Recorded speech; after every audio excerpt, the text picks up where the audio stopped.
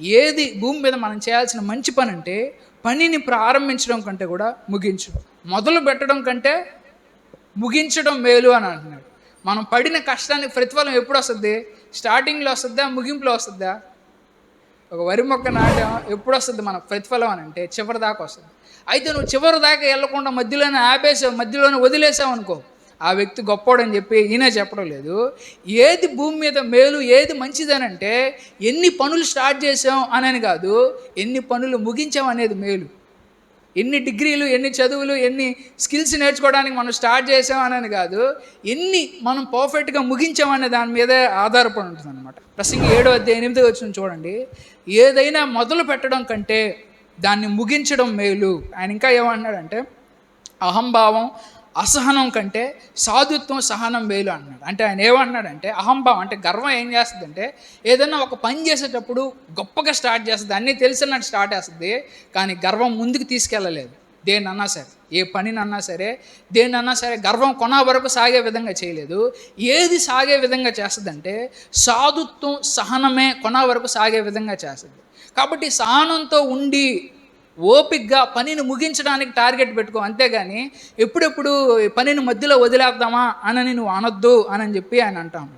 ఆరంభానికన్నా సరే, ముగింపు కన్నా సరే ఈ మధ్యలో చాలా పాఠాలు నేర్చుకుంటాం. చాలా నిరాశలు అన్నా సరే, చాలా సవాళ్ళు అన్నా సరే, వీటినన్నిటిని ఎదురు చూసి వాటిల్లో ఆనందించడమే మనిషి జీవితం.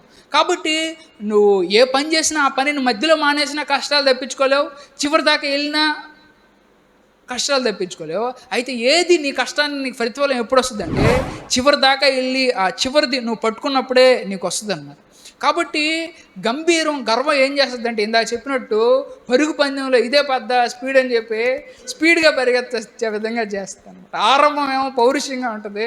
ఆంధ్రులు ఆరంభ శూరులు అని చెప్పి ఒక సామెత ఉంది. మా చిన్నప్పుడు మా స్కూల్లో టీచర్ చెప్పాడు, ఆంధ్రులు ఆరంభ శూరులు అంటే ఆరంభించడంలో శూరత్వాన్ని పాటిస్తారు, కానీ ముగించే సమయంలో జీవితంలో అన్నా సరే, ఒక రోల్గా అన్నా సరే, ఒక పాస్టర్గా మొదలు పెట్టడం ఇంపార్టెంట్ కాదు, పాస్టర్గా ముగించే రోజు ఇంపార్టెంట్. కాబట్టి ఈ మధ్యలో ఏం జరుగుతుంది అనేది కాదు, ఈ మధ్యలో నువ్వు ఆపేసినప్పుడు పెద్ద ఉపయోగం అనేది ఉంది. ఒక వ్యాపారాన్ని నువ్వు ప్రారంభించినప్పుడు అన్నా సరే, లేకపోతే ఒక చదువు ప్రారంభించినప్పుడు అన్నా సరే, లేకపోతే ఒక కొత్త ఉద్యోగాన్ని ప్రారంభించినప్పుడు అన్నా సరే, అది కొన వరకు మనం చేయగలమా?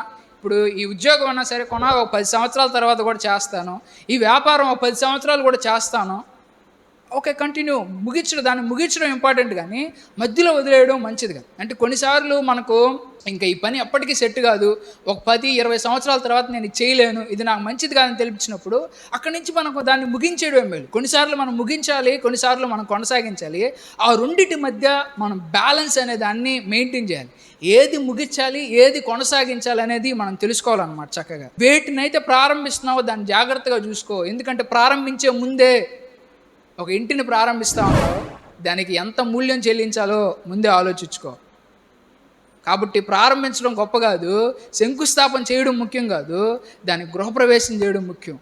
కాబట్టి ఎన్ని ప్రారంభిస్తున్నావు అనేది ముఖ్యం కాదు, ఏది నువ్వు ఒక రిలేషన్షిప్ ప్రారంభిస్తున్నావు అన్నా సరే, కొత్తగా పెళ్లి చేసుకున్నావు సరే, ఏది ఆరంభిస్తున్నావు అనేది ముఖ్యం కాదు, అది సంపూర్ణంగా నువ్వు ముగిస్తున్నావా లేదా అనేదే ఇంపార్టెంట్.